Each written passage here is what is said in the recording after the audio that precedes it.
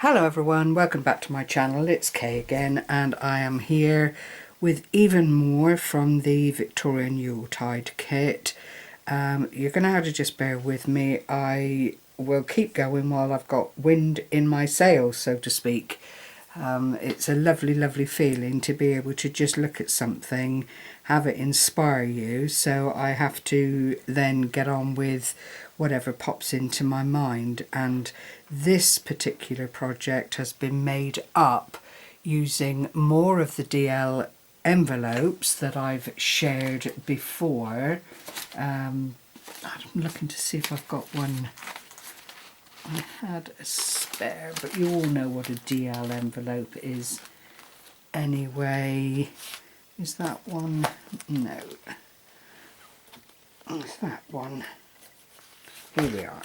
This is what I've been using, and I bought them from my local store, and I think they were a silly price, 50 for $3.99, something like that, but they are good quality. The reason I like them, the store's gone, is not there any longer, is the fact that they are plain inside, so it does make using them extra special. Sorry about the scratching on the door. I've got the craft room door shut and the dog wants to come in. So I have used envelopes and tags.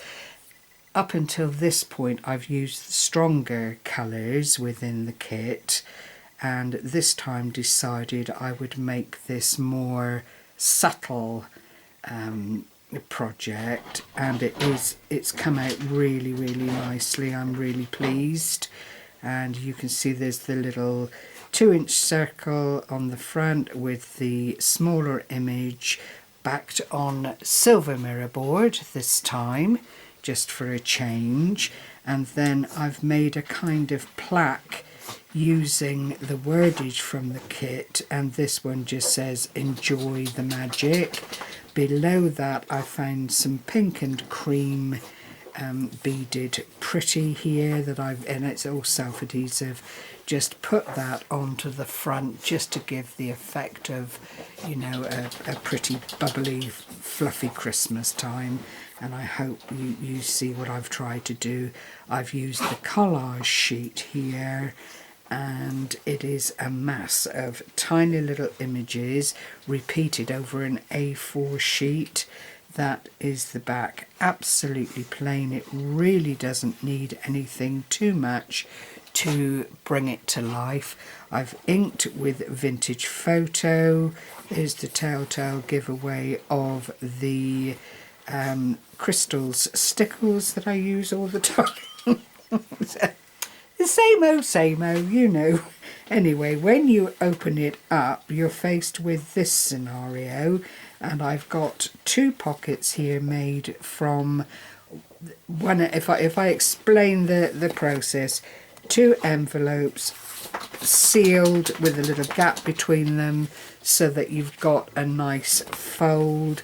I've then taken a third envelope, cut it in half, having glued the flap down, and then cut off the top. Well, I haven't cut it off, I've folded it in to reinforce and glued that in to make these lovely little tuck spots either side. I've used the 2-inch circle again with the silver mirror board. The same little image. If I bring it up closer, you can see it really is lovely.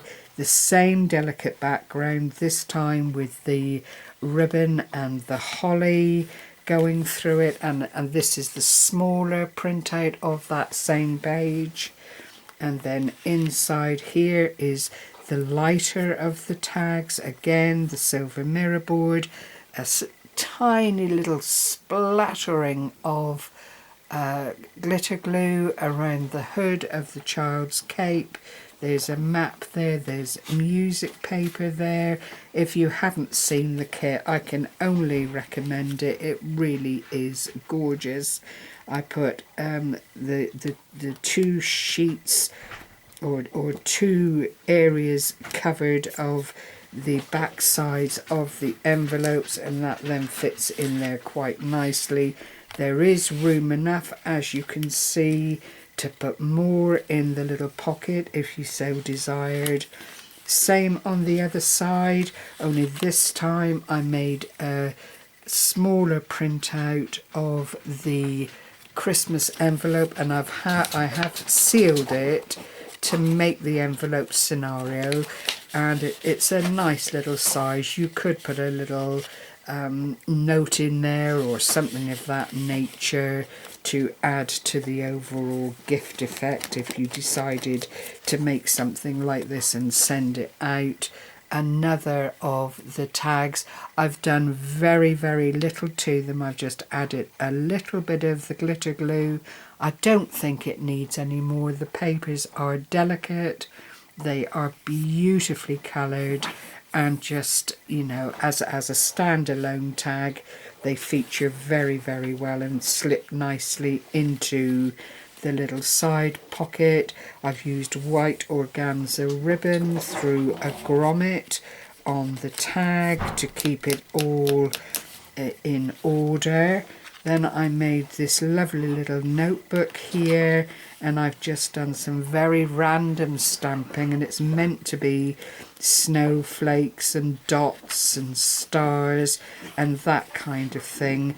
Not heavy enough to prevent you being able to write on the pages by any means. There's a frosty little glass bead here on the centre tie for the little notebook, and it goes on, and I have just done the stamping all the way through just to add a bit of interest there. And then in the top pocket here I've made two of the larger tags, and again I have kept them really simple, not even put the glitter on these, just let the mirror board speak and emphasize the message on the tag, which is joyful and believe, as I'm sure you can see. This time I used the green grommet just to fill up the hole and give something for the ribbon to grip onto without it becoming frayed and you know, tatty looking, if you like. And that then fits into the two back pockets, which are indeed the base envelopes that go to make up this project. It is really easy to do. There are so many envelope projects out there.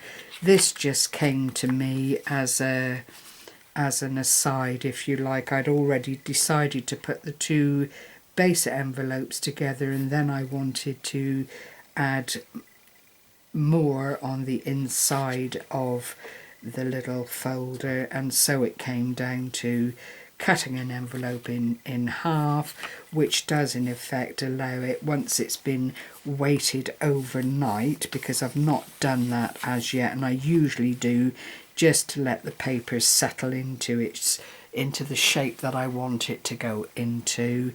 That is all that you need to do, and then the rest is the decoration, and this would fit for any papers that you may have to hand that you want to use up. It doesn't have to be the Victorian Yuletide designed by Scrimpingmommy and Lou from Create with Scrimpy on Facebook, and available in Ko.Fi in Amanda's store on Ko.Fi, all readily available. But it is a huge very budget friendly kit. I couldn't recommend it highly enough. You've seen what I've put together, and there is still lots and lots of images that I haven't actually utilized yet, so bear with me. I could still be here next Easter, although probably not, because people will get bored with seeing the same old thing time and time again. There's only so much you can do by way of making projects of interest, you know, but I hope as always that I've inspired, given you food for thought, and that you found this a lovely project to share with me. Take care everyone, happy crafting, bye bye for now.